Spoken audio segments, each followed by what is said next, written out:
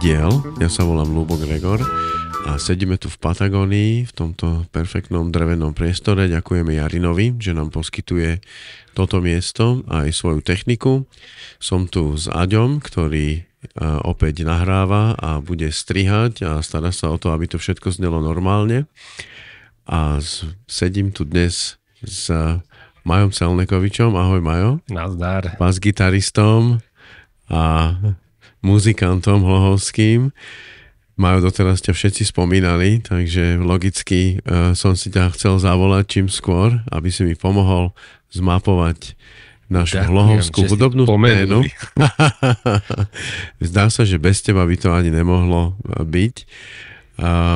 Teším sa na to, že ťa mám dnes ako svojho sprievodcu, aby sme sa vrátili spolu do histórie hlohovskej hudby, aby sme sa trošku prešli po uliciach hlohovských, po šenkoch, podnikoch, koncertných priestoroch, skúšobniach a zaspomínali si na to, aké to bolo volakedy a aké tu boli kapely, s kým si hrával. A potom sa vlastne dostali aj k tomu, že čo robíš teraz, lebo ešte stále aktívne hrávaš, asi súčasťou hlohovskej hudobnej scény. To funguje. Začníme úplne, rozmýšľal som dneska, že ako to začať. Ešte úplne tak, že čo si ty pamätáš, prvý nejaký koncert, kde si ty bol ako dieťa alebo mladý človek, alebo... Vieš čo, pamätám prvý taký slušnejší koncert bol Gladiátor. Gladiátor? To už počká, to si v nejakej modernej dobe už ešte. Ale to už som bol väčší. No. Predtým som na koncerte nechodil. Vôbec. Hudba živá nejaká v tých ešte starých časoch? Vôbec nič ma nenapadá takého, že by ma volačo oslovilo. Pamätám si, že sme mali ešte kazetu Elán a v tej jednej pesničke boli kopáky. Neviem, cez 16 taktov alebo čo. Také elektrické nejaké ešte. No tak vtedy to bolo všetko také nasamplované cez tie elektrické bicie, ale to je jedno a vtedy nás to strašné aj ešte se starším brachom s Pepanom nás to zaujímalo, tak sme to rátali, furt sme to rátali. Že prečo to tak dlho hrá, nevedeli sme to pochopiť a tam boli a furt to išlo, ja neviem, 16 taktov alebo koľko. To je moja prvá spomienka na muziku a vtedy vtedy už ma zaujali tí bicie, že jak to funguje. No a potom si pamätám, taký významnejší bol ten Gladiátor, ale to už som vtedy aktívne počúval muziku a to bolo v Leopoldove, vlastne oproti stanici. Neviem, jak sa to volalo.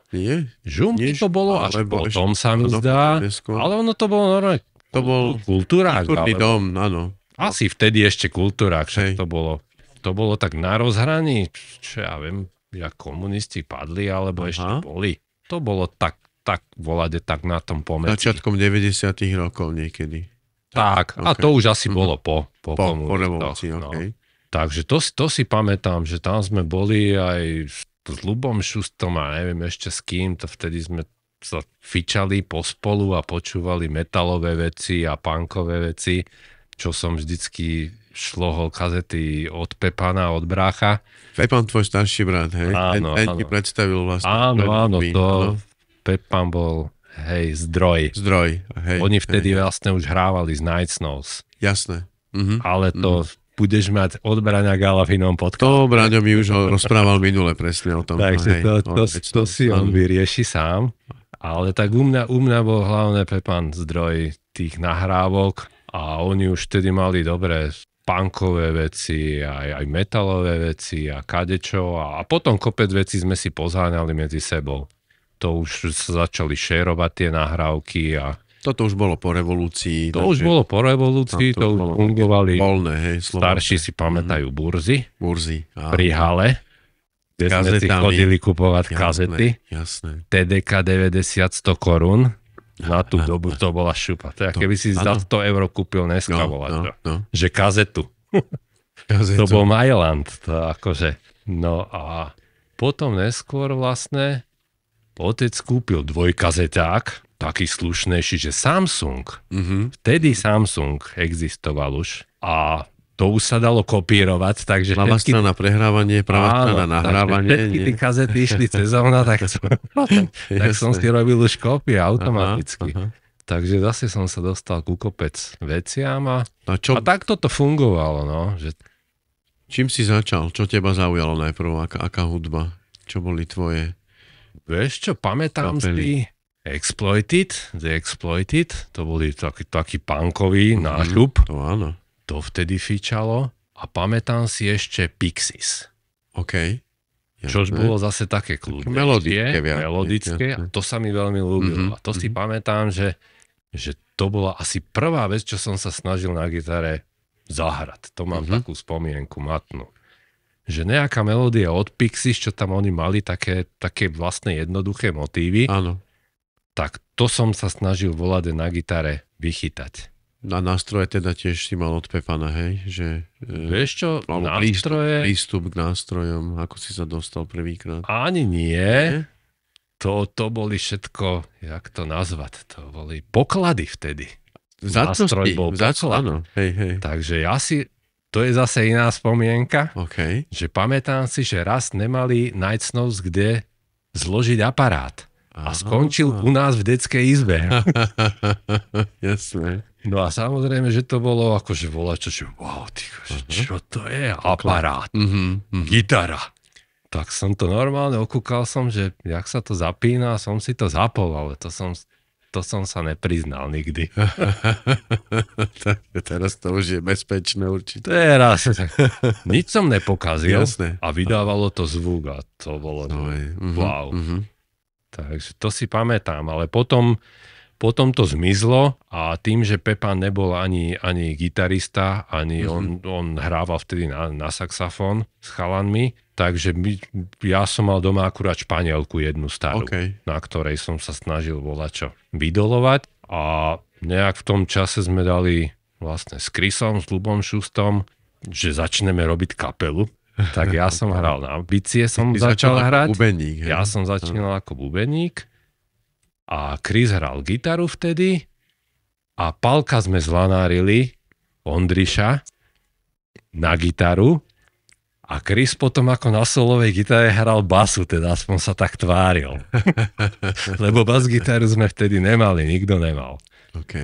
No a to boli prvé začiatky. A čím to bolo, že ste pána zavolali? Ste boli spolužiaci, alebo susedia, alebo jak ste sa poznali vlastne? Vieš čo, s Pálkom sme boli susedia. On býval oproti v baráku a my sme odmala sme sa poznali. Poznali ste sa. Futbal sme hrávali spolu. Ináč aj my sme spolu hrávali futbal. Aj my sme spolu hrávali futbal. Jasné, hej. Toto sú moje spomienky veľmi vzácne. To bolo zase celé detstvo, ihrisko pod panelákom. Áno, za poštou tam. Tak.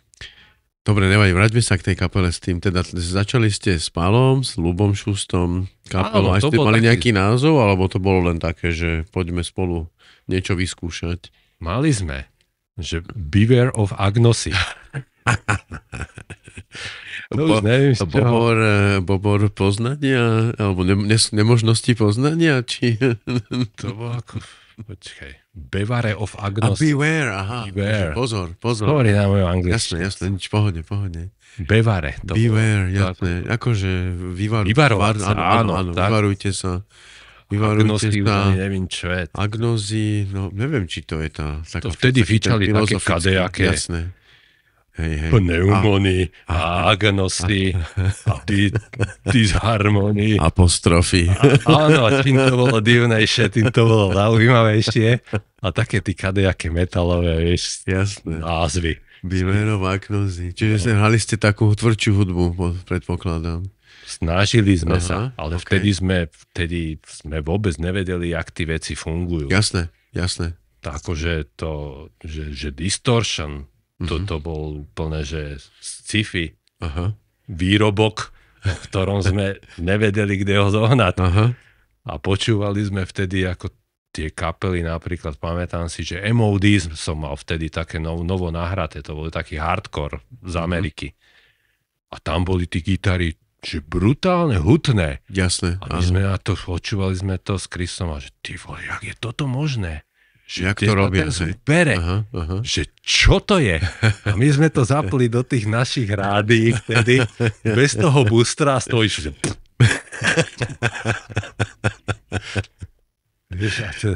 A potom sme volade objavili, že existuje nejaký Tesla Distortion, Tesla kvákadlo a volá, čo to robilo, ale to bol zvuk, jak keď sa sype piesok alebo štrk do myšačky. To bolo katastrofa, ale už to prznilo ten zvuk. Takže už to bol bližšie trošku. Už sme sa začali niekam pohybovať, no. A tie aparáty, to vtedy nebolo nič v podstate. Nebolo nič, hej? A to sa sem tak iba... To sa to zháňalo, akože... Zelo hovoril, že prvú gitaru niekde na Avčínskom múre mu niekto daroval, niekde boli kúpiť takú ako elektrickú Jolanu, myslím, že spomínal. Áno, akože vtedy sa dala kúpiť nejaká Jolana a podobné takéto naše záležitosti. Niečo kolovalo, ale bolo to strašne málo. Kapely boli... Čo vyberať. Pred revolúciou tie kapely boli len také tie povolené, nie? A vlastne čo, oni mali svoj aparát a to sa tak... Že nebolo to tak... Vieš čo, na toto ti neviem ľuďmi, úplne fundované odpovedať, lebo pred revolúciou som bol soplak, ktorého to vôbec nezaujímalo. Jasné. A po revolúcii... Kde ste to teda zháňali, alebo ako ste sa k tomu, že iba tak po známosti, kto sa dozvedel niekomu niečo povedal, že... Boli už vtedy, ako fungovali starší chalani, ktorí to odniekiaľ mali, tak sa to tak nejako si vždycky niekto chce niečo predať a kúpiť si niečo iné a podobne. Takže ono to fungoval ten nejaký trh aj vtedy, ale bolo to o mnoho obmedzené. Jasné. Nebolo kde klikať na internet a podobne. Takže akože dalo sa dostať, bolo to prácne, ale o to viacej sme sa z toho tešili. Z každej blbosti, každá blbosť bola úplne, že poklad. Už aj fungujúci kábel bol zázrak. A Beware of Agnosy mali aj koncert niekde? Nie, nikdy sa nie. Potom sa to preorganizovalo vlastne, že my sme sa spoznali s Rišom Miklovičom a Rišo už vtedy hrával s kapelou jednou v Šulekove a on hrával na bicie. No a tým, že ja teda som bol menej zdatný bubeník, tak som bol vystrnadený hrať bas-gitaru. To tak býva, nie? Tak sme. No a vtedy už v podstate začali fungovať prvé bazáry a išli sme do Piešťan, do banky, tam fungoval taký Pánko a ten mal hádam, prvý hudobný bazár, čo som vedel, že existuje. V Piešťanoch. V Piešťanoch, v banke. A tento tam mal dlhé roky, aj sme tam chodievali na nákupy vždycky. A tam som si kúpil prvú Irisu. Jolanu. Basu. Jolana Iris, no. Basu. No a tak som sa stal bas-gitaristom. Tak si sa stal bas-gitaristom. Prinútili ma. Chvála Bohu, musím dodať. Tak. Ja sa nestažujem. Dobre to robíš.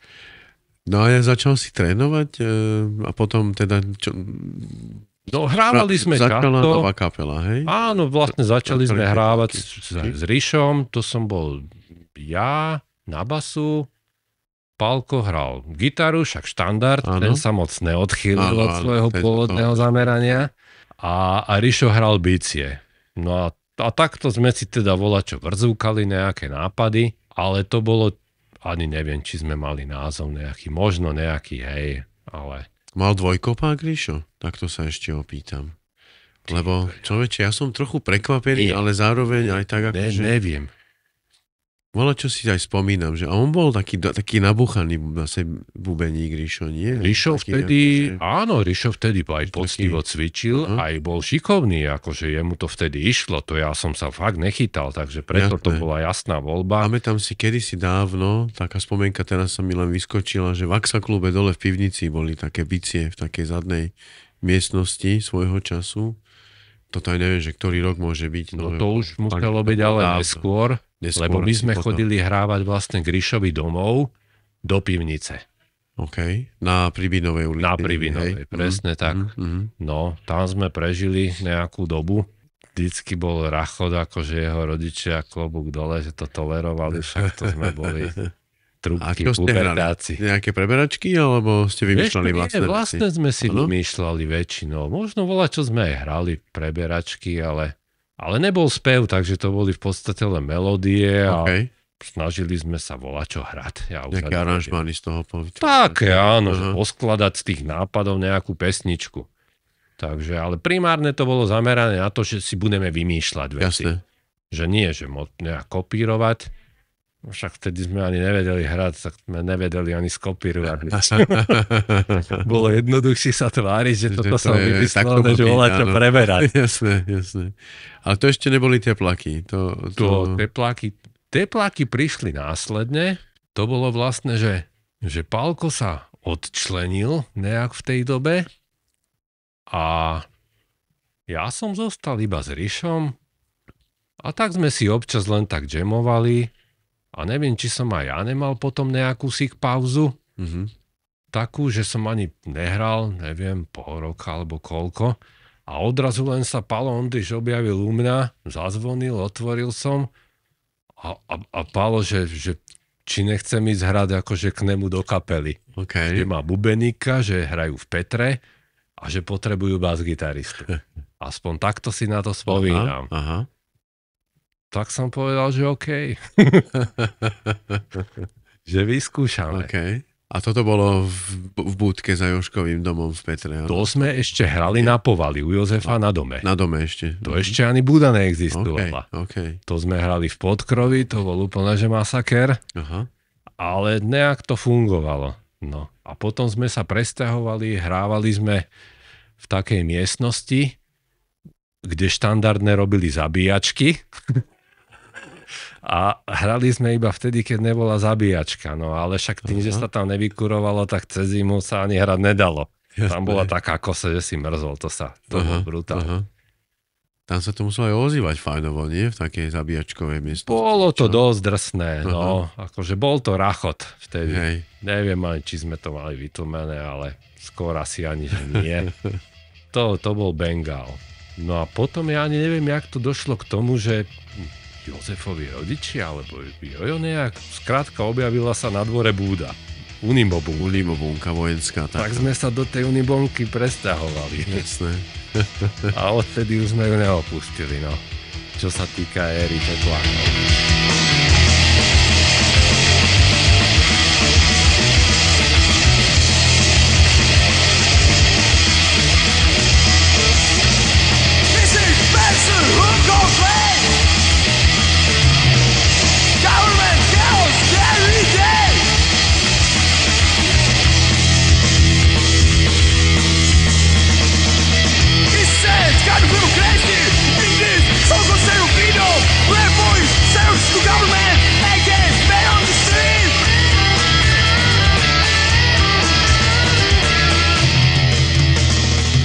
Tam potom bol ešte ten incident, že budka zhorela.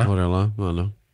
Teraz si fakt nespomínam, že on potom Jozef kúpil ešte jednu. Ja mám taký pocit, že potom sme to nejak obnovili a teda hlavne vďaka Jožkovi. Neviem, či to on nejak zohnal, alebo už jeho rodičia, to už fakt akože netuším, ale myslím, že sme tam hrávali ešte nejakú dobu.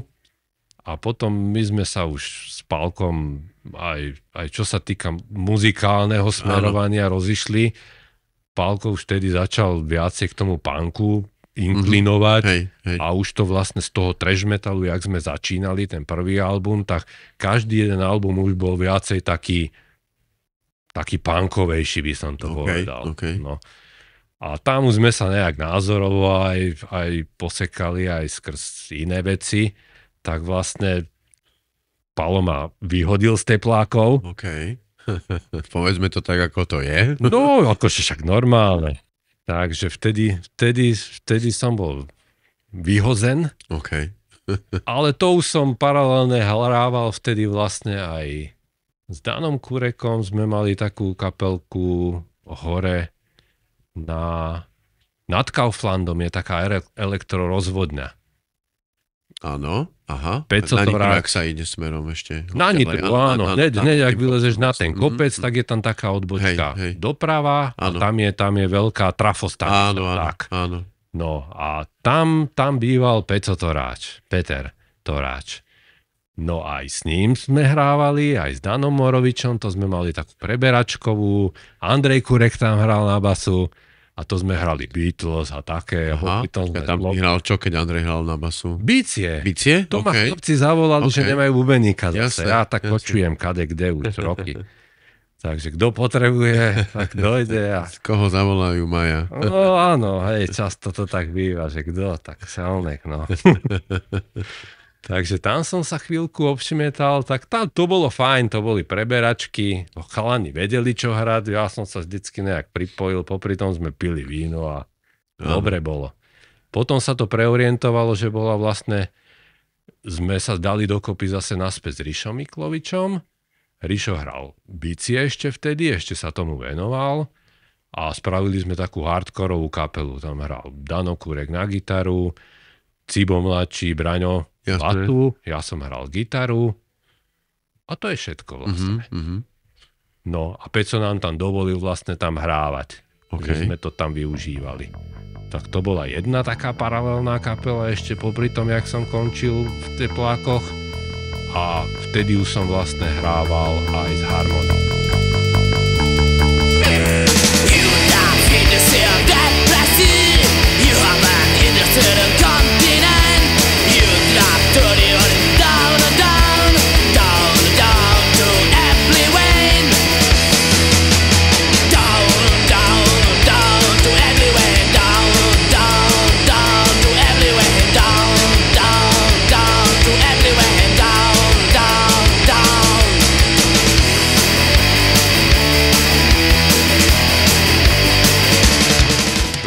Ďalšia taká intenzívna etapa.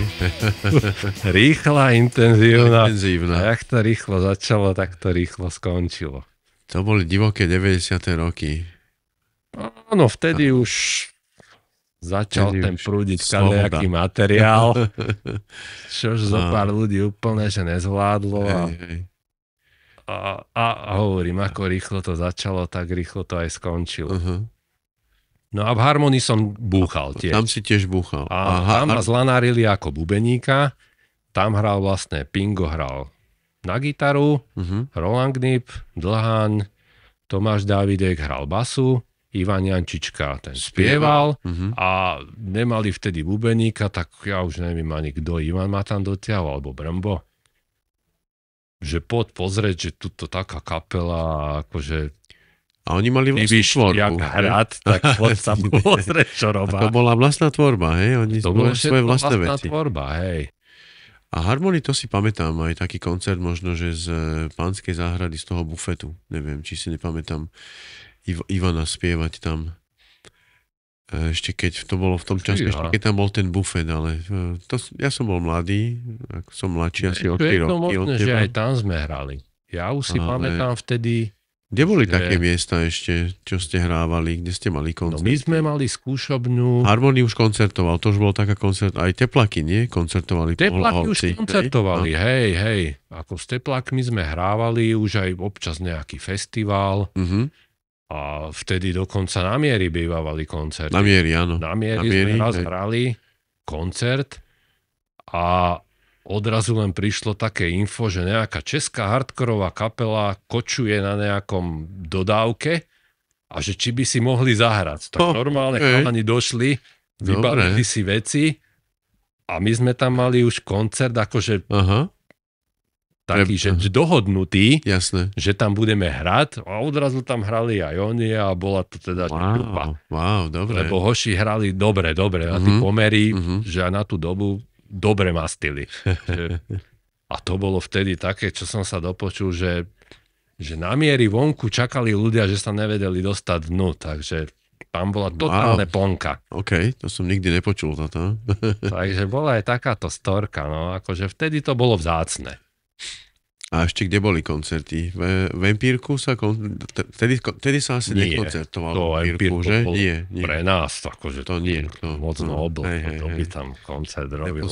A v Kultúráku, ani v Kultúráku takto ešte. Vtedy Kultúrák fungoval, nie? Kultúrák fungoval, ale to bolo tiež na nás moc nobl. A hlavne akože to by sme si museli zaplatiť, čož nebolo z čoho. V Leopoldove. V Leopoldove. V tom v tom šenku. Tam bývalo niečo, sa mi zdá. Ešte volade sme tam hrali, možno, že aj spolkovej, alebo na Pranieri. V spolkovej záhrade, jasné. Alebo volade tam bol nejaký koncert. No a potom si pamätám, že vlastne my sme už z Harmonii sme skúšavali, jak je teraz, to je vlastne Kosíková budova už, Zubára. Áno. No a predtým tam bolo ešte aj Rio. Ten podnik, áno. No a ešte kým tam bolo Rio, tak tam nebolo nič. Boli sme tam my. A v tej pivnici bol aj koncert. Harmonii, Uhu Brothers a ešte možno Volado. No počkaj, to už si spomenul Uhu Brothers. Takže počkaj, Uhu Brothers, nie.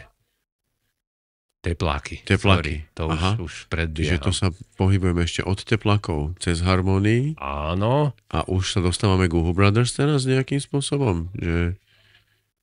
Rozmýšľam. Harmonii sa rozpadlo potom. Rozmýšľam.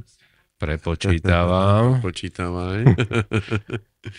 Vieš čo, to už nejak v tej dobe už tam boli nejaké náznaky začiatkov Uhu Brothers, ale to bolo vtedy tak, že vlastne keď ma Pálko vykopol, ja už som hrával v tom Harmonii.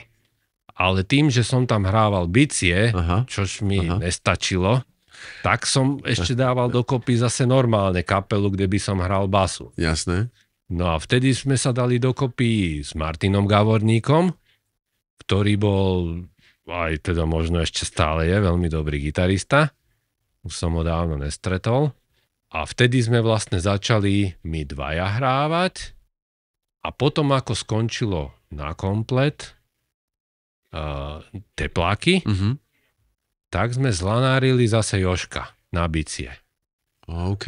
A vlastne aj možno aj so Zelom, lebo Zelo zostal hrávať v Teplákoch. Áno. S Pálkom. Ja som odtiaľ odišiel a za mňa tam hrával vtedy Dano Morovič. A keď Tepláky skončili, tak vlastne myslím, že my sme už mali nejaké také rozrobené veci s Martinom a to som zlanáril Zela aj s Joškom. Okay. Skúšavali sme pri družstve hore v garážach. Teda tam v garáži, jasné. Hej. V tatkovej garáži sme boli a tam sme mastili.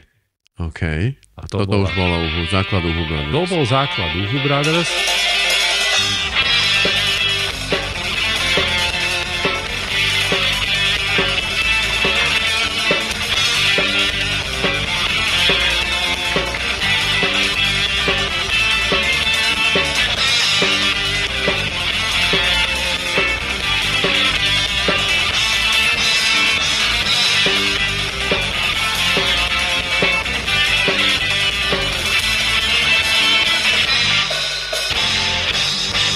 Už v tejto zostave sme mali vlastne koncert a to bolo na tom pódiu, čo si spomínal v Pánskej záhrade, v tom starom šenku.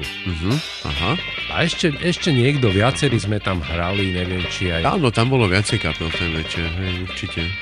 To bolo niektorý z tých neskorších vlastne, čo bol Night Snow z chalani, tak oni mali potom ešte kadejaké projekty. Rádio Chile spomínal Braňo Galo minule, že to bol Kosov projekt. Áno, ja teraz presne fakt neviem, ale mne sa zdá, že aj s nimi sme tam s nejakou to zostavu, že bolo tam toho viacej, taký malý festík. A tam sme hrali a to bol úplne prvý koncert, čo sme hrali v tejto zostave.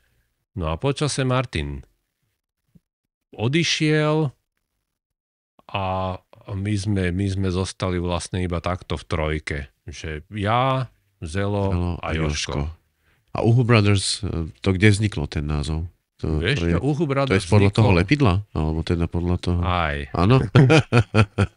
To už sme hrávali v ľudovke. Potom sa nejak podarilo vlastne cez Miša Variho. Miša Sari. Tomáš mi behal porozumie, ale však Ťapo bol ešte vtedy junák. Áno. Ten ešte... Hej. Takže Mišo to volá, ako zorganizoval, ja už neviem, ako skrátka odrazu. Cez jeho otca, myslím, že dostal povolenie, že on bol riaditeľ Zušky vtedy a neviem, ako dokázal Mišo pracovať, že môže tam byť normálne skúšobňa, tak sme sa nanominovali do jednej strieda. Tam bolo toľko kapiel. No. Potom sa to rozrastlo. Tam sa to rozrastlo na veľa. Potom to nabobtnalo, odrazu bola kapela aj v druhej miestnosti, potom bola aj dole bola kapela zrazu. Áno. Tam to už potom bolo, že rôzne kapely mali rôzne triedy. Potom už tam, áno. Sa tam aj 2-3 kapely naraz tam skúšali niekedy, si pamätám. Hej. Že nejakú dobu sme myšerovali skúšobnú s niekým, ja už ani neviem kto. A občas sa tam aj party z toho potom vyskytla taká, že dlho sa tam do večera. Nie len treba povedať, áno. To bolo výborné. To bolo výborné miesto. No a to bol aj vlastne dôvod zániku, lebo potom už to začalo obťažovať ľudí a už tak vierili kadejaké zvesti. Jasné. A začali už pripomienky a po každej party není úplne, že upratané. Tak sa to nakopilo áno, a vlastne ľudovka skončila. Skončila aj tam sa to vlastne zavrelo. Ale to ešte sa bavíme o tej vlastne starej na kruhovom Kruháči, ktorá je už teraz zavretá a teda neviem v akom stave.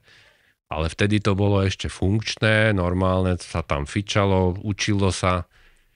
Ale to už bolo také obdobie, že už aj vtedy začali tie problémy s tou budovou a už aj kvôli tomu, to sa skrátka pretlo viacej okolností, že už aj ľudia nás mali plné zuby a aj tá budova už nebola úplne, že good. Takže sme odtiaľ boli vystrnadení. Ale zase taká druhá strana mince, že vy ste skúšali potom, že to bolo, že naozaj ste tam každý týždeň sa stretávali a skúšali, že? To nebolo len, že... No to bolo, že každý deň. Takto to fungovalo už v teplákoch. Ako my sme fakt intenzívne skúšali, ja ani neviem, či som robil volačo iné.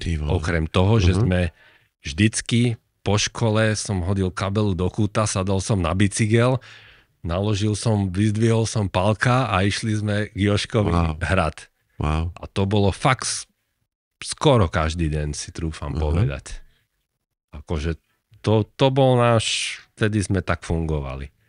A takto to permanentne ako pokračovalo aj v tom Uhu Brothers, že my sme skúšali skoro každý deň, alebo vždycky si tam koho stretol, však nebolo moc čo robiť. V tom čase, jasné. Takže keď človek išiel von, tak boli nejaké fleky, vtedy vlastne už rokáč aj fungoval. Áno. Tak bolo veľa vtedy flekov, ako nie? Modrák, rokáč. Áno, modrák, hej. Slovan musíme spomenúť, Špik. Áno, Slovan fungoval, ale popravde mňa to až tak nezasiahlo. Ty si nebol ten, čo vysedával na pive niekde v šenku. No počkaj, keď to bereme paušálne, áno, ale zrovna nie, že na Slovan. Zrovna nie na Slovane, okay. Ten Slovan ma už obišiel, tam skôr chodili, ešte sedávali rovesníci môjho brata staršieho. A tá punková éra vtedy. Vtedy bol Slovan úplne, že topka. No a potom už to bolo pomenej a my už sme skôr chodili, neviem, 5 korunách fungoval 5 vtedy. 5 korunách, Baláš bol. Baláš, áno, k Balášovi sme chodili. Za éry teplákov sme furt na Mieri sedeli. Na Mieri, áno. Tam bola domovská stanica, lebo však to od Jožka to bolo co by dub. To sme si precupkali a už sme boli na pive. A ako vždycky bol nejaký taký ten hlavný flek, kde nebolo treba sa dohadovať, že akože keď ideme na pivo 8, kto tam bude, ten, alebo čo. To vtedy telefóny neexistovali, že na mobily, nie, že telefóny ako pevná linka fungovala. Áno.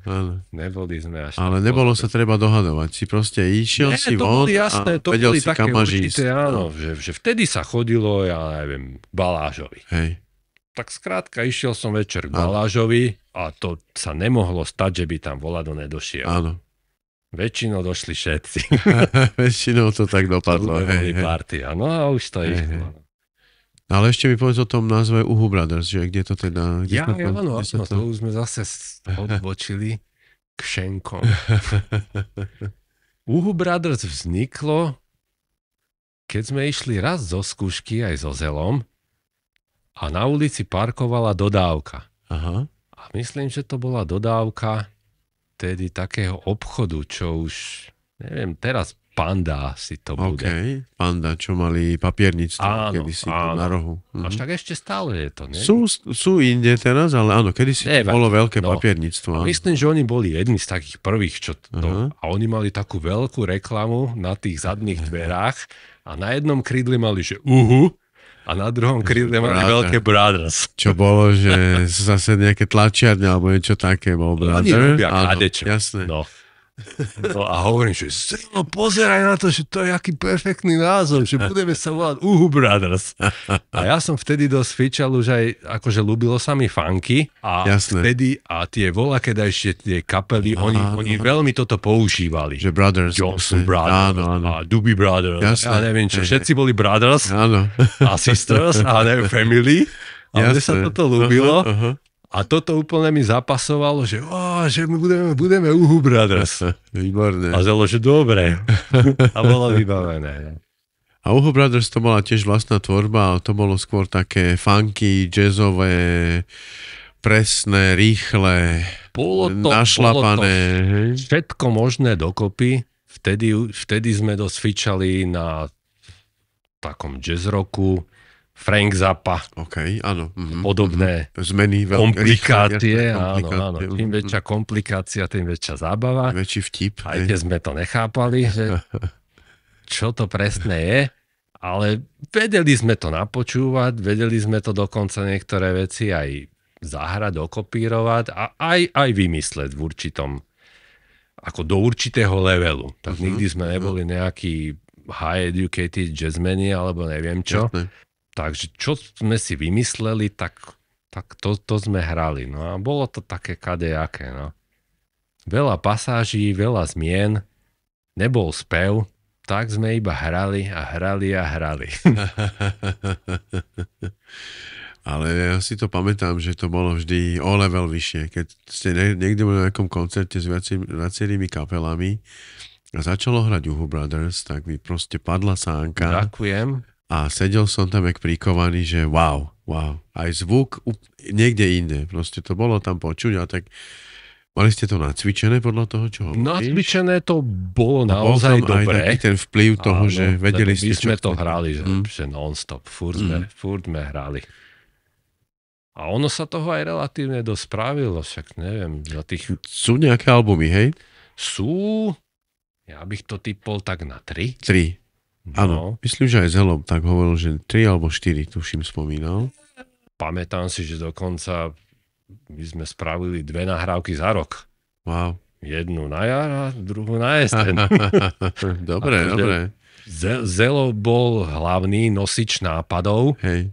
Ja som prispieval a robil som teda, akože vymýšľal som si do toho basu na veľa percent a Jožko búchal. Ale akože primárne väčšinu myslím si, že asi Zelo dovliekol tých nápadov a on bol teda dosť plodný v tomto.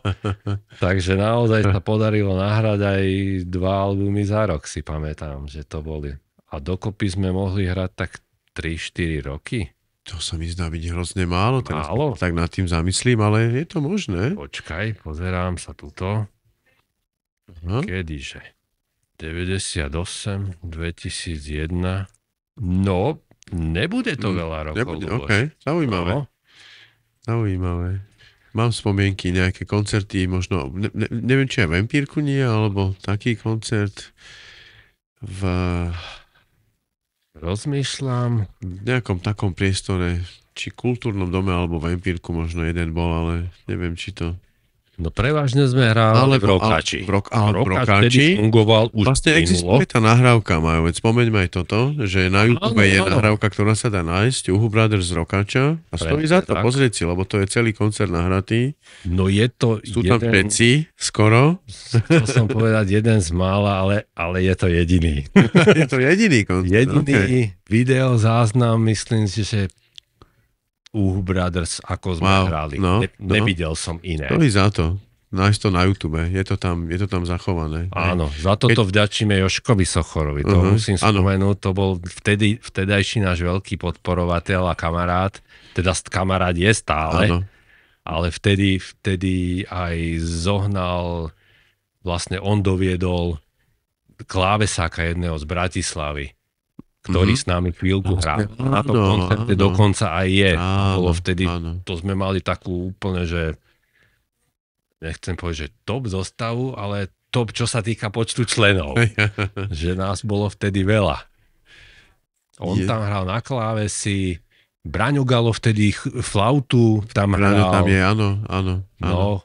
Ona sa objavila pár rokov dozadu, myslím, nie? Tá nahrávka. Áno. Ja som si ju pozrel a zachytáva veľmi dobre tú atmosféru Rokáča, koncertu. Vlastne Jozef Sochor to našiel vo svojich archívoch. Áno. A nakoniec som ho dokopal k tomu, že nech to zdigitalizuje a je to na svete. Je to perfektné, jasné. Takže toto je výborné. Takže toto si môžete pozrieť naozaj. Takto to vtedy fungovalo v Rokáči. Takže áno, Rokáč, to nesmieme zabudnúť. A nejaké festivaly boli, nie? Že na Lodenici sa robievali nejaké koncerty? Neviem, či tam ste hrali. Alebo niekde sme sa aj v Koplotovciach na Kopalisku bola, čo sa robilo, taký festík. Maco? Áno, v Koplotovcach. Zaváho.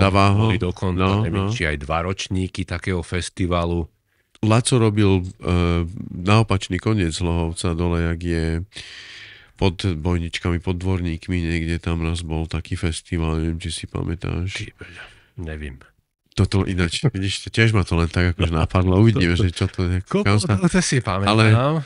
Ale potom toto presne je, že... Aj Prívahu vlastne, to bola ešte tá... Prívahu sa robili, áno. Lodenica. Áno, na Lodenici, teraz to také... Lodenica to bolo, rozbité to je teraz celé, hej, áno, tam bolo pár, hej. Áno, tak vtedy tam boli dotrepal aparát, nejaký agregát a už išlo, no. Hej. A ľudí bolo vždy kopec. Bolo, tak vtedy toho nebolo. Áno, bolo to vzácnosť väčšia. Áno, nebolo kam ísť. Hej. Bola party, takže išlo sa na party. Vráťme sa, majú ešte troška k tomu Uhu Brothers teda. A ako sa to celé potom skončilo. Taká smutná časť. Ale tak všetko sa nás skončí. Bol to taký štandardný vývin. Akože vtedy sme mali 19-20 rokov, ten ešte dokonca menej. A keď sme končili, to bolo tak 2001. A vlastne už to skončilo to tiež na tom, že Braňo začal inklinovať dosť k jazzu. Jednu dobu sme dokonca hrávali aj také jazzové štandardy, že snažili sme sa troška edukovať sa.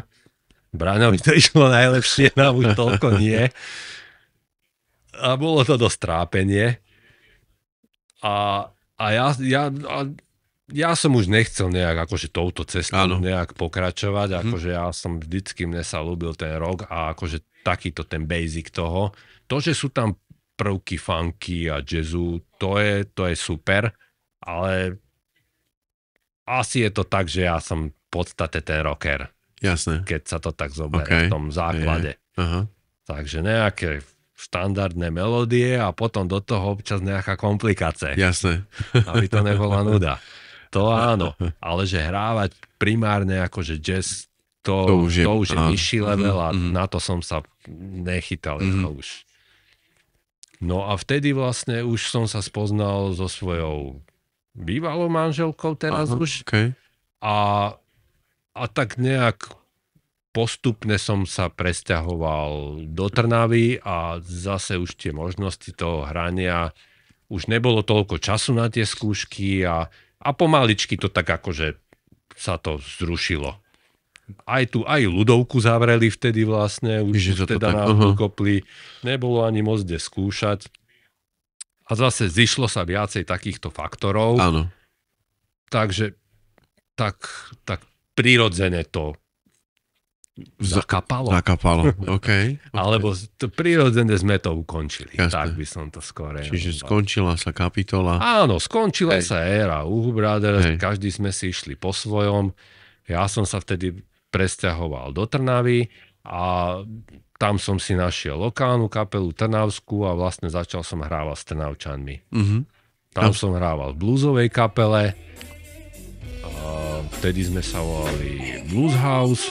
Potom sa to postupom času premenovalo na Jana Ružičková and Cross the Line.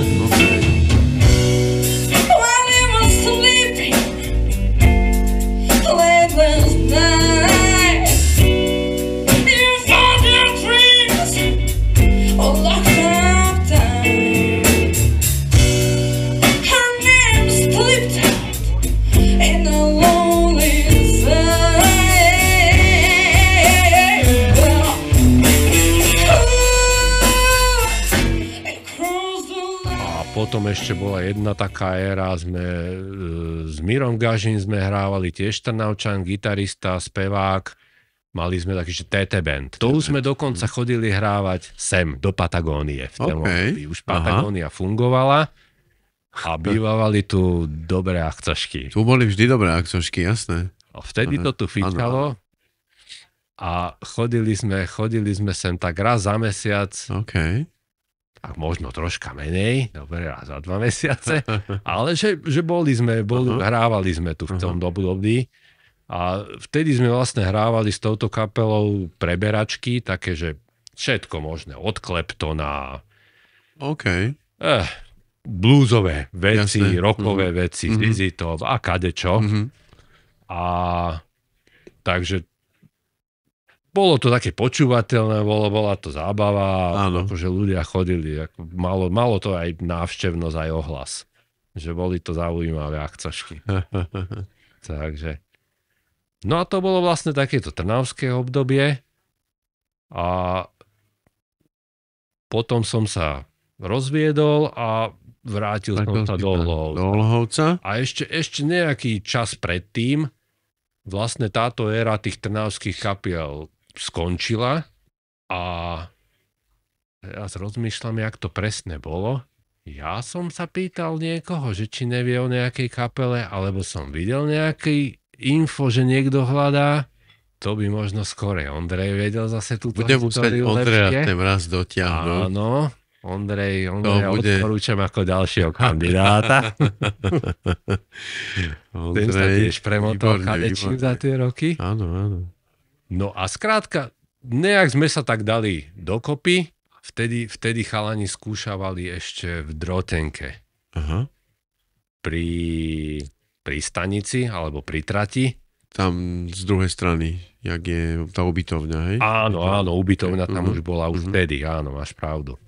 A tam sme fungovali vlastne v zostave, že ja som tam hral bas-gitaru, Ondrej gitaru a ešte Tibor Žovinec na začiatku. No a Tibor potom tiež si mal toho už dosť a zase nejaké okolnosti sa zišli. On potom už nestíhal na tie skúšky a nakoniec to úplne vzdal.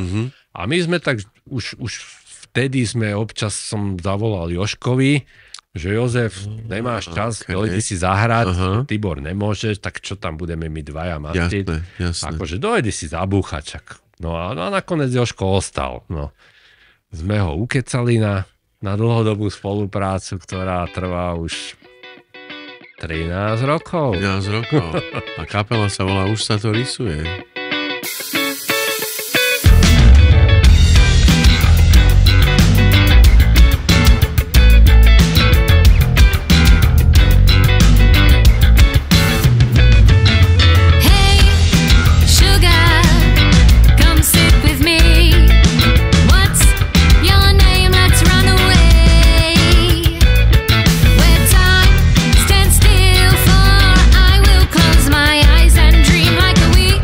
Stand still.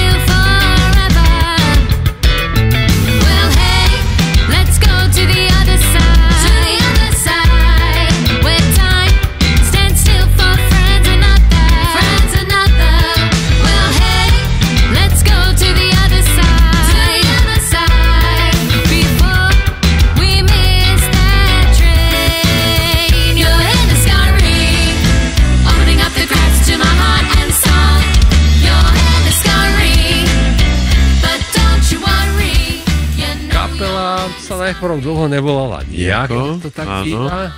No a potom sa vymyslel názov, už sa to rysuje. Lebo že sa to dlho nič nedialo, tak sa nás každý pýtal, že a čo už, jak sa voláte? A tak, no, už sa to rysuje. Už sa to rysuje, aj názov sa rysuje. Už sme si to tak privlastnili.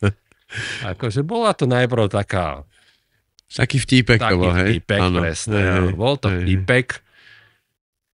A v podstate, keď postupom času, ako sme my začínali, že traja sme hrali, Drotovňa skončila medzičasom a my sme sa vlastne presťahovali do Fropu, kde sme doteraz. Tam už boli nejaké kapely, Kačakura, Ozorechos tedy hrávali, tak sme sa nanominovali chalanom, za čo im veľmi pekne ďakujem. A to je luxusná skúšobňa, treba povedať, že to je fantastický priestor. To je vidno, že to už sú že kapely ľudí, ktorí už sú dospelí, veľkí. Jasné, však vtedy už sme mali svoje roky. Takže sme si to zariadili už aj zase s tými novými finančnými možnosťami, ktoré boli. Takže máme tam aparát, každý tam má svoj aparát, je tam PAčko, mix, je tam všetko. Je tam všetko, čo treba, áno. Kalfas tam má svoje bicie, ktoré ako... dobrovoľne požičiava aj ostatným a takto tam spolu nažívame už dlhé roky v miery a v kľude, teda aspoň dúfam, že nikto nie je na nikoho nasratý. Áno. A je tam dobre, tam zvukovo to tam je odizolované, všetko fajn. Akože to už vtedy chalani porobili, toto akože úplne.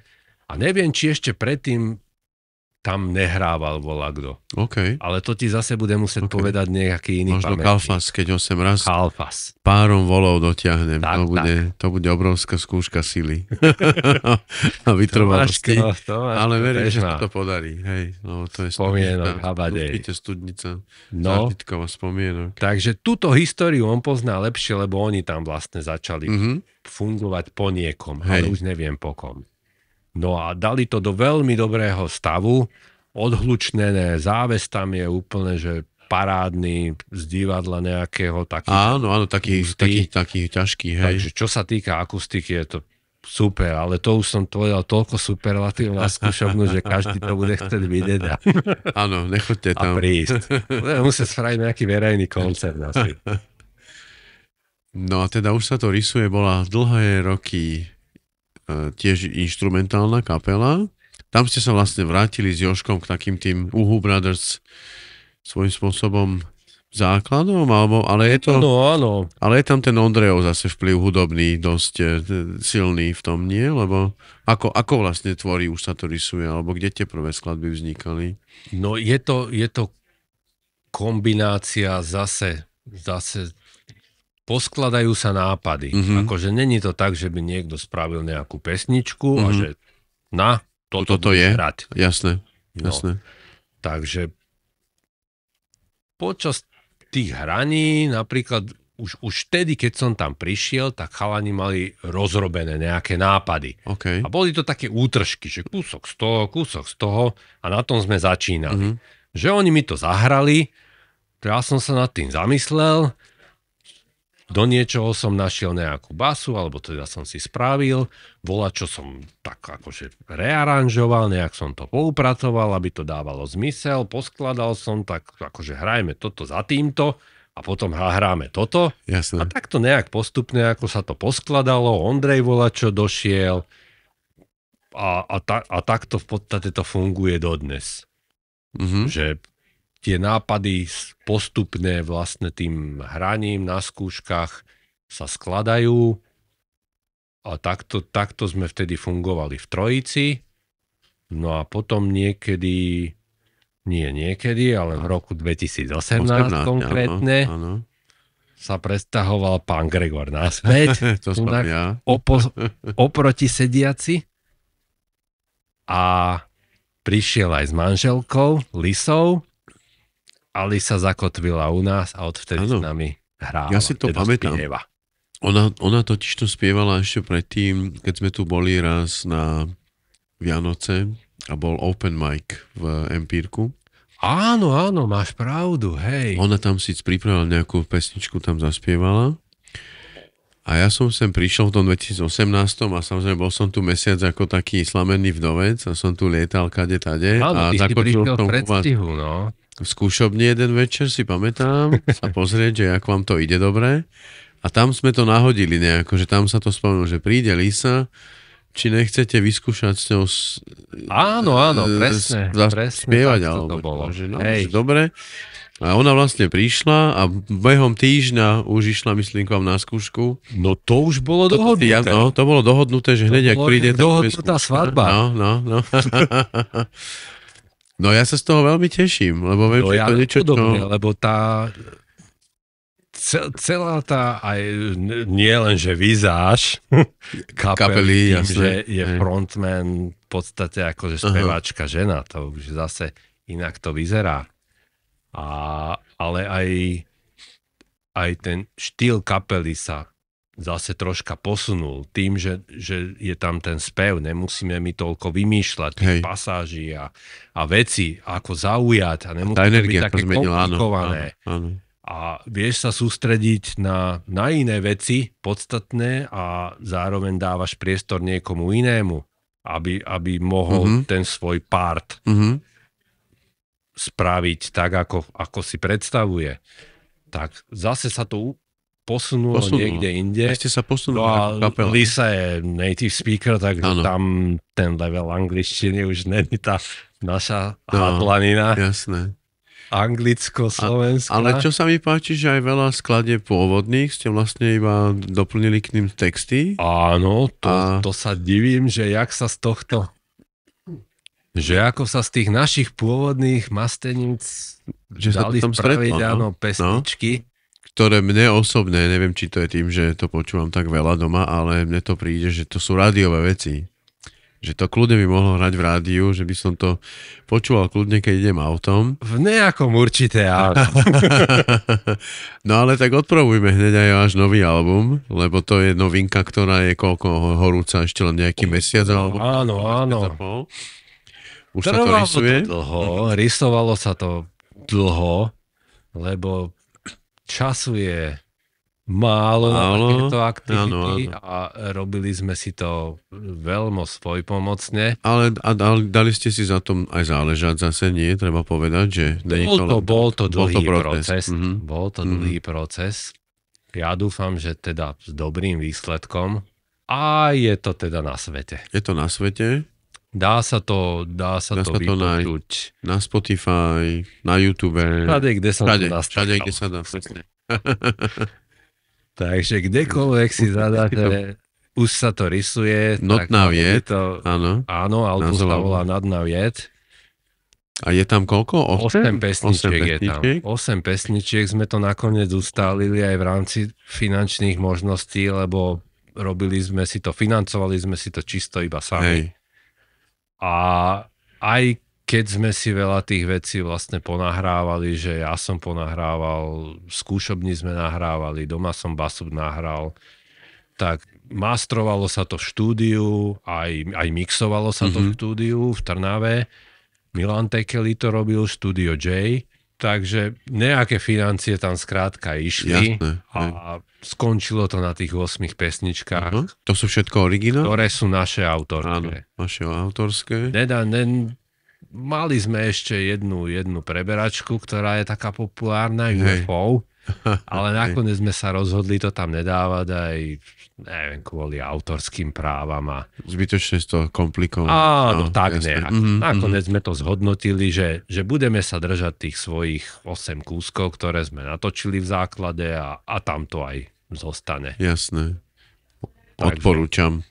Je to na svete. Vypočujte si, už sa to rysuje Not Naviet. Koncerty budú nejaké? Zatiaľ sa to nerysuje. Je to tak načali, že je to náročnejšie. Také slabšie teraz. Aj čo sa týka miest, kde sa dá robiť koncert, aj čo sa týka účasti na tých koncertoch. Máte nejaké plány, to som taký zvedavý iba, mohol som sa aj Lisy opýtať, ale že pošlete to niekam do nejakého rádia, alebo do súťaže nejaké, alebo niečo také, že teraz, keď už je ten album nahratý, že máte takú ambíciu, však asi slávni už nebudete. Akože povedzme si to tak, ako to je, ale že či poviem ti to tak, ako to je, ja už nemám ambície žiadne. Však, veď toto už, ale ako je súčasťou toho takého životného príbehu oplúku, nie, že človek príde, príde ale človek do toho, že veď ani netreba, dá sa povedať, nie? Je to tak dobré, ako to je. Je to fajn. Vidím, že sa tešíte, že každú nedeľu sa stretnete večer a máte spolu skúšku a je to proste... Udržiavame pravidelne sa snažíme mať skúšky. Je to podujatie v kalendári, ktoré je tam pravidelné a je tam... Není to na silu, je vidno, že to je... Aspoň sa mi to nezdá, že by to bolo niečo, že by niekto trpel tým. Nie. Takže, a to je... Príjemné zakončenie celého týždňa. Pre mňa... Zase je príjemné pre mňa ako diváka si pozrieť váš živý koncert, takže preto som zvedavý aj na toto. Ale aj tá otázka, že či máte takú ambíciu poslať to niekam, že len tak dať to do sveta, že aha, tu sme. Áno, dlhá pauza. Zamyslenie. Je to... Nemám na to čas teraz. Jasne, poviem to takto. Okay. Že tá etapa toho nahrávania bola dosť zdĺhavá a väčšinou to bolo na mne, aby som to nejak dal dokopy a pozbieral tie veci a nahral tamtoho a zobral to do štúdia a riešil tú mixáž, riešil ten mastering s tým Milanom, povedal mu čo a ako a popravde ako dosť ma to vyčerpalo. Jasné. A už keď to bolo na svete, zase som riešil, ako to rozdistribuovať aspoň na tie platformy, ako sú Spotify a ja neviem čo, YouTube Music, Apple Music a ja neviem čo všetko ešte. Ako sú na to vlastne tie platformy, ktoré ti to rozdistribujú, ale musíš to tam zaregistrovať, musíš spraviť hento, pozrieť si tie podmienky, nájsť toho, kto bude pre teba výhodnejší. Pre niekoho je výhodnejšie iná platforma, lebo vydáva každú chvíľu nejaký single. Aha. My to skôr máme tak, že neviem, kedy sa dostaneme k niečomu ďalšiemu.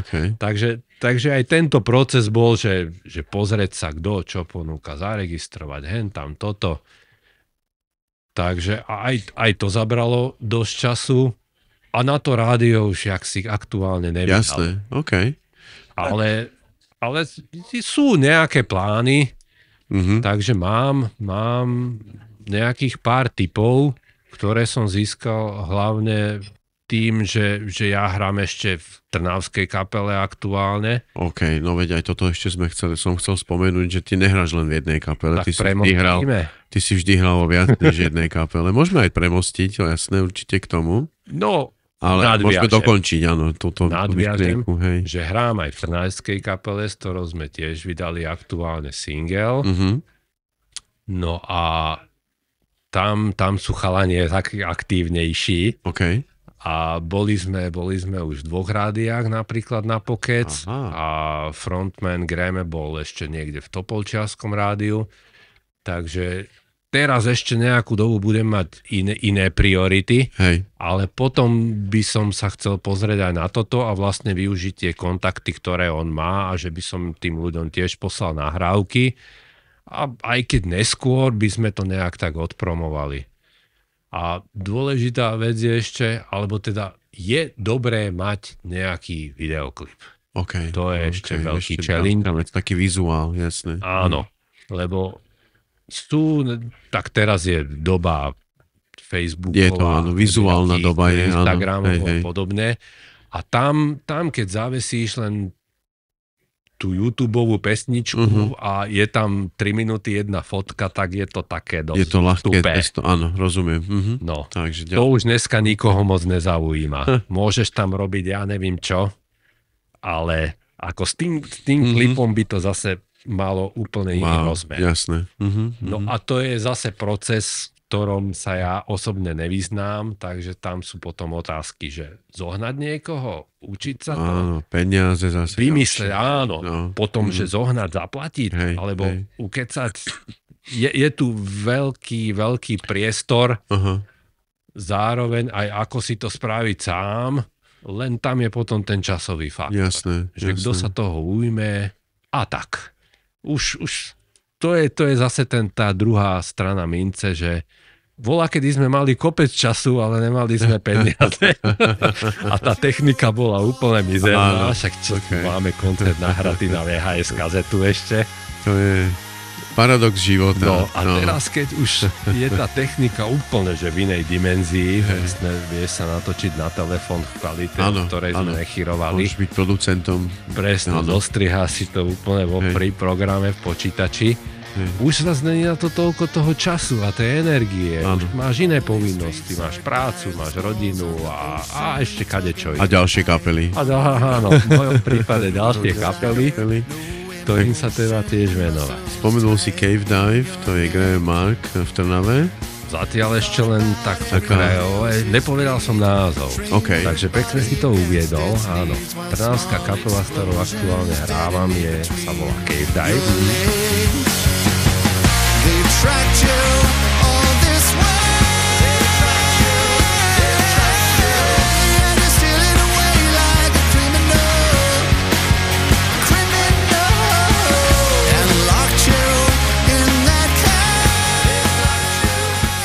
Frontman tam je, alebo spevák je Graham Mark, ktorý už je tu taký známejší, lebo Graham chodí vystupovať aj sám. On je basker, dobre to? Basker, áno, pouličný hudobník. Áno, pouličný hudobník. Takže on toto už robí dlhé roky, čo je na Slovensku. On je pôvodom Ír, aby som spomenul. To je téma tiež, ktorá sa tu často opakuje, toto pouličné hudobníctvo, to mi aj Zalo o tom rozprával, aj Braňo Galo, vlastne, že aj z Írska, ako to oni tam zažili, hej. Áno, v tomto je propagátor hlavne Braňo Galo, hej. Takže to je jeho parketa. Jasné. Toto. No, ale Graham vlastne, on chodí vystupovať aj takto solo, dokonca má aj nejaké vlastné solo single, vydané, normálne pesničky pod svojím menom.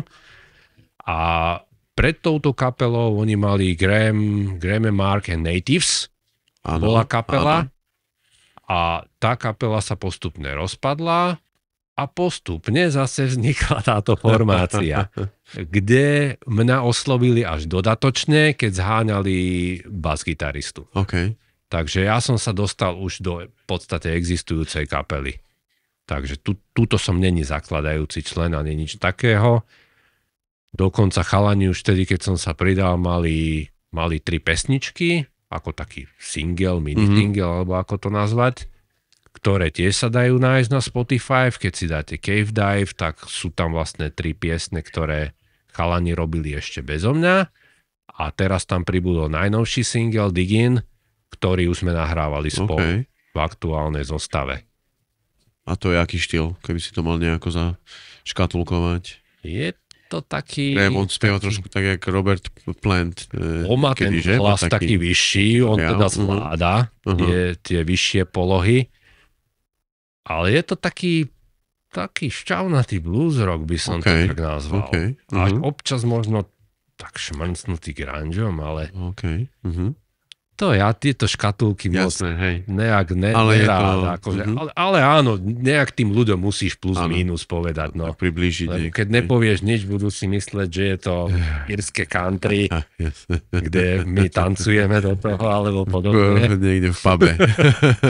Čož teda určite nebude pravda, keď sa prídeš pozrieť na náš koncert. Takže možno len tak na priblíženie máme preberačku Motorhead. OK, takže to je šťavnaté, energické. No, tie ostatné veci sú možno není až také výbušné, ale moc sa toho nevzdialuje. Jasne. Takže podľa tohto si môžete spraviť takú predstavu. Že no okrem toho ešte hráš v 3 kapelách v Lahovci, hej? Alebo teda aktívne, menej aktívne. No, okrem tohto, áno, hej. Vlastne, keď som sa presťahoval do Hlohovca, tak ma môj mladší zase brat, Julo, zlanáril do už tedy fungujúcej kapely, kde spieva a hrá Stano Kamenčík. Áno. Sú to jeho autorské piesne a kapela sa volá Standard and Comrades.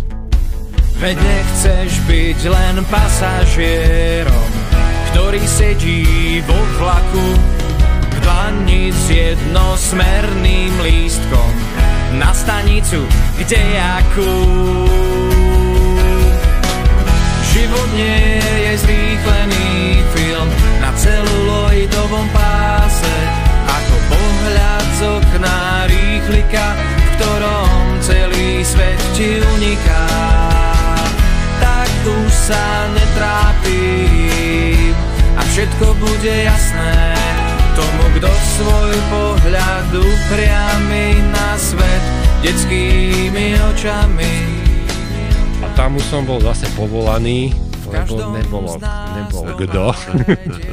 Tak ma Jules zlanáril, že poď hrať, tak som išiel, no.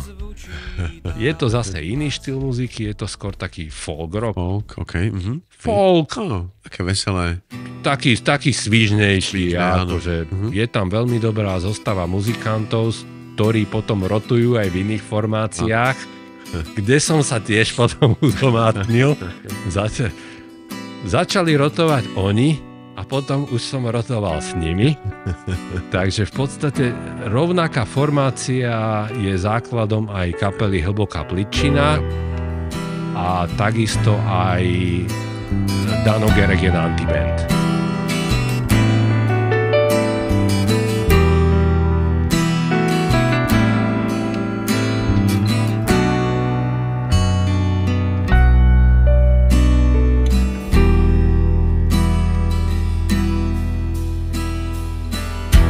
Nemusíš mi svoje srdce lúhať, hľa už súmrak trúby z pažití.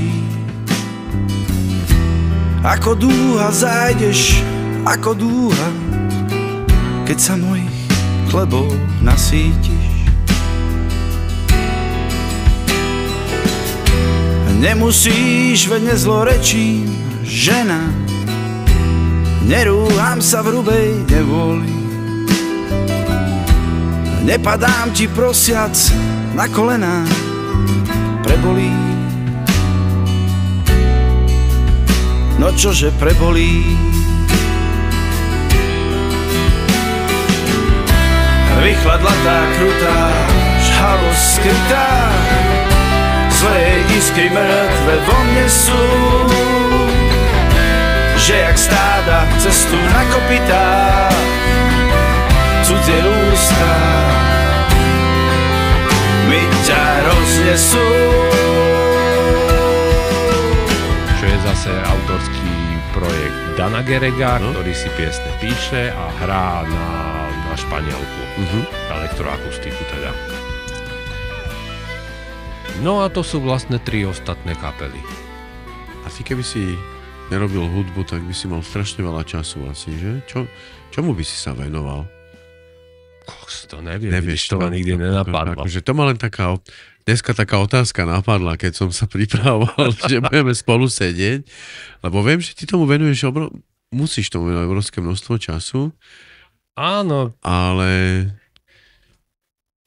je to tak, vieš čo, vždy som tomu venoval veľa času. Akože pre mňa to je top hobby. Jasné. Ako niekto chodí, ja neviem, na ryby, alebo robí niečo, tak u mňa je toto tá topka. A dostávaš toho stále ešte to čo ťa k tomu pritiahlo a čo ťa pri tom držalo? Však asi áno. Ja teda, samozrejme, že som nikdy nehral hral som v kapele dávno, len sme sa tak hrali ako chalani prvýkrát.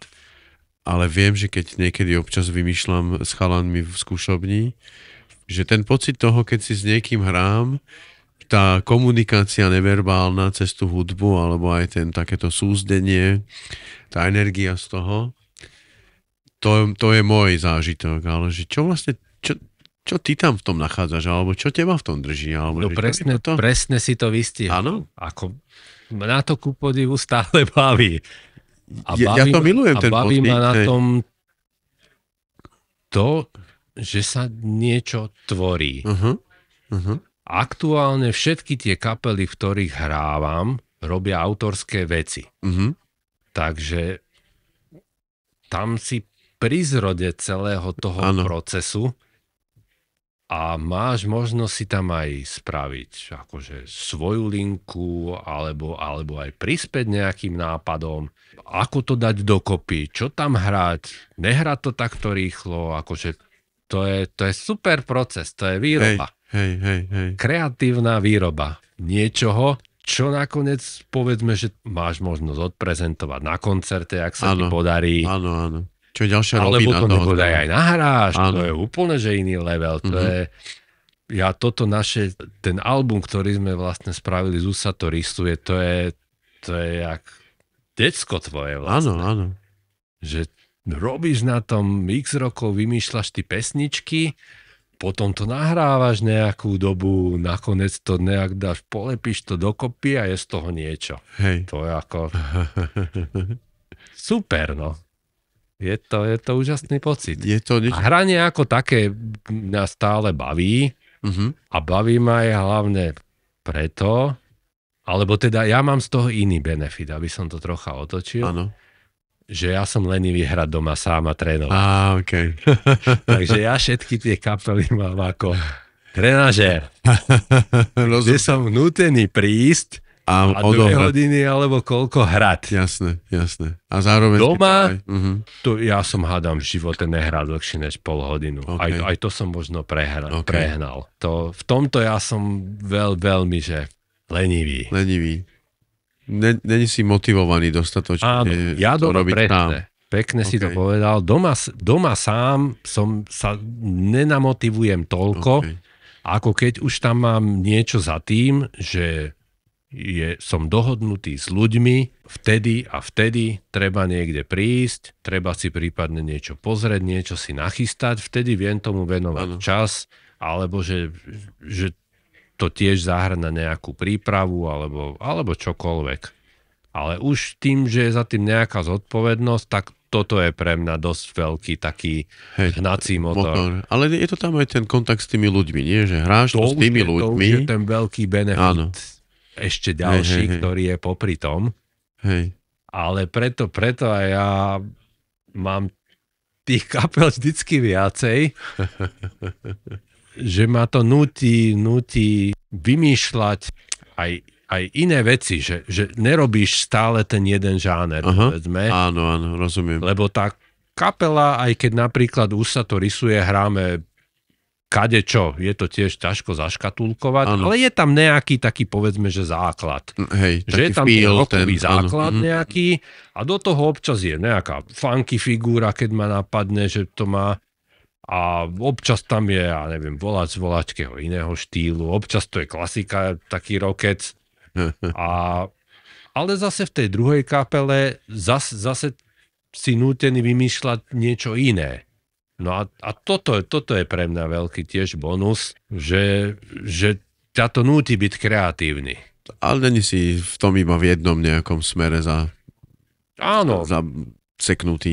Mne toto vždycky viacej vyhovovalo, že dvihnúť ten zadok a niekam ísť, než sedieť doma a urputne trénovať. Hej, wow. Takže ja som vždycky preto, tie veci sa vlastne prelínajú celé to obdobie, odkedy som začal hrať, že bola jedna kapela, popri tom už bola niekde, začínala iná a popri tom som ešte u niekoho bubnoval, lebo som len tak bubnoval s niekým, že sme sa zišli.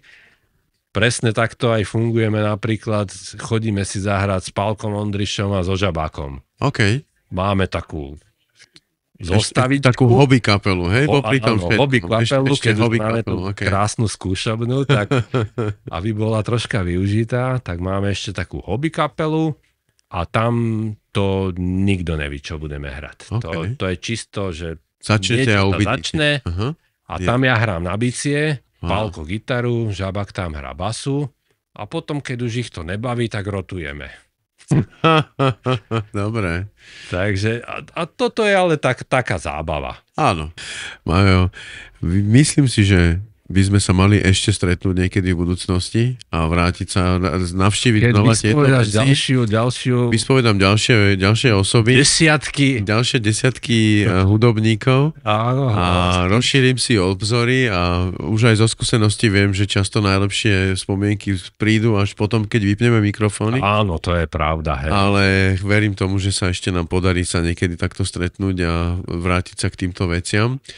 Tak ja sa budem tešiť a ďakujem veľmi za pozvanie. Ďakujem veľmi pekne, že si prišiel. Bolo to zaujímavé prekvapenie. Želám ti veľa zdravia a veľa ešte zážitkov a toho, aby si získaval z hudby všetko to, čo ti to dáva. Aby sme sa takto ešte stretli spolu a zaspomínali znova niekedy. A ďakujem ešte raz za to, že si našiel na mňa čas. Super, ďakujem aj ja. Ďakujem. Ahojte, toto bola Hudba Hlohovca. Ďakujeme Jarinovi, že môžeme sa stretovať tu v Patagónii, nahrávať tieto podcasty a takisto veľká vďaka Áďovi za to, že sa o nás stará a strihá a dáva pozor na to, aby bolo všetko tak, ako má byť. Ešte raz ďakujem za počúvanie Hudby Hlohovca. Moje meno Ľubo Gregor, vidíme sa na budúce.